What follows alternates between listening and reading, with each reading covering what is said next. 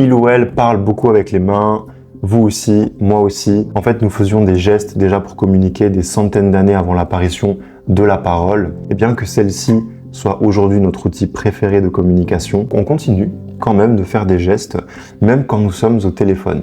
Alors pourquoi ? Pourquoi faire ? Qu'est-ce que nos gestes disent de nous ? Qu'est-ce que ça veut dire ? Eh bien, c'est le sujet de cette vidéo. L'idée ici n'est pas de mettre de la lumière sur tout ça pour que vous soyez en mesure d'apprendre à les contrôler ou je ne sais quoi d'autre. Bien au contraire, l'idée est de mettre ensemble de la conscience sur leur utilité dans la communication et en même temps de mettre de la lumière sur la beauté de tout ça. Ça marche ? Donc bien sûr, nous faisons des gestes très consciemment dans la communication. Souvent, ces gestes-là sont propres à notre culture et ils nous servent généralement à communiquer quelque chose d'assez précis, comme par exemple une direction. Mais ce ne sont pas ces gestes-là qui nous intéressent aujourd'hui, mais plus les gestes que vous faites assez inconsciemment finalement, sans vous en rendre compte. Vous êtes en train de parler et vous faites des gestes. Ce sont ces gestes-là qui nous intéressent aujourd'hui. Et il y a deux catégories de gestes qui nous intéressent là-dessus justement. Il y aura les gestes qu'on va appeler figuratifs, d'accord ? Des gestes qui sont plutôt droits, plutôt précis, et qui vont servir finalement à imager votre discours. Et en même temps qu'ils imagent votre discours,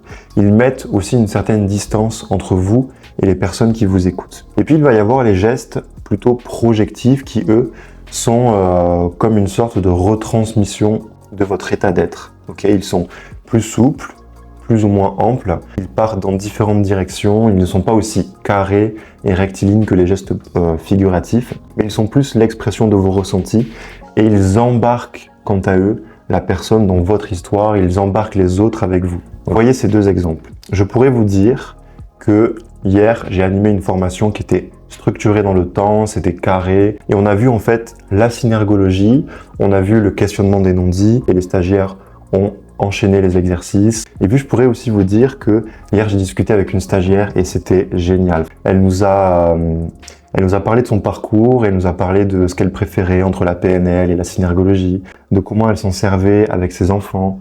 Vous voyez, là, les gestes sont différents. Ils sont plus proches de vous, ils partent de moi, ils viennent vers vous, reviennent vers moi, ce qui est très différent des gestes figuratifs, où là on est plus sur quelque chose de carré, structuré. Et on sent un petit peu, je ne sais pas ce que vous en pensez, on ressent cette distance qui se crée avec les gestes plutôt figuratifs. Donc figuratif, vous mettez une certaine distance entre vous et les autres et vous imagez finalement votre discours. Vous le rendez visuel. Et projectif, vous êtes plus en train d'embarquer la personne avec vous dans votre histoire, dans ce que vous êtes en train de dire, dans votre discours. Et c'est intéressant parce qu'une personne qui prétendra être détachée d'une situation, être détachée émotionnellement de quelque chose, mais qui pourtant parlera beaucoup avec des gestes très projectifs, très émotionnels, créera une forme de dissonance entre ce qu'elle dit, ce qu'elle prétend vivre et ce qu'elle montre avec son corps, et inversement.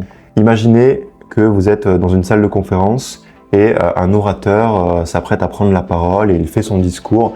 C'est quelqu'un qui prend des cours de prise de parole en public, il est éloquent, et malgré le fait que son discours soit clair, que ses gestes soient précis, que ce soit hyper compréhensible, il ne parvient pas à vous embarquer, vous sentez qu'il ne vous embarque pas émotionnellement, vous n'êtes pas pris dans son discours. Et de l'autre côté, vous êtes à un repas de famille et là votre oncle vous raconte sa meilleure anecdote et il n'a jamais pris de cours de prise de parole en public, mais pourtant vous êtes embarqué, toute la table est embarquée et on rigole et on ressent des émotions, on vit des choses. Il se peut que dans le premier cas, la personne ait peut-être un peu trop travaillé son discours, dans le sens où elle a usé de sa gestuelle pour être plus clair, pour être plus structuré, pour que la transmission se fasse plus facilement. Là où, dans un second cas, c'est plus le vécu et l'intention de partager quelque chose, l'intention de transmettre et de faire vivre qui fait que vous avez été embarqué. Et dans le premier cas, peut-être qu'il y aurait eu plus de gestes figuratifs, structurés, là où dans le second cas, avec votre oncle, il y aurait eu plus de gestes, on va dire, projectifs, de vous à la personne. Mais alors, que faire de tout ça ? Je vous encouragerai toujours à être le plus spontané possible dans vos relations, qu'elles soient professionnelles ou personnelles. Et en même temps, ça peut être utile aussi d'utiliser des gestes figuratifs pour imager votre discours, pour le rendre structuré, pour le rendre palpable. Mais en fait, là n'est pas la question. Car comme le disait un philosophe et politicien, José Ortega y Gasset, sans vos gestes, j'ignorerai tout du secret lumineux de votre âme. En vous donnant la permission, finalement, de laisser aller votre langage corporel, de laisser aller vos gestes. Vous donnez la possibilité aux autres de mieux vous comprendre en même temps que vous les embarquez dans votre histoire, que vous les embarquez finalement dans qui vous êtes au-delà de vos mots et de votre discours. Donc si le sujet du non-verbal et de la compréhension des gestes vous intéresse, vous pouvez cliquer sur le lien dans la description pour démarrer l'aventure, ou laisser un pouce bleu ou vous abonner si cette vidéo vous a plu. Quant à moi, je vous dis merci et à très vite pour un prochain moment ensemble. À bientôt.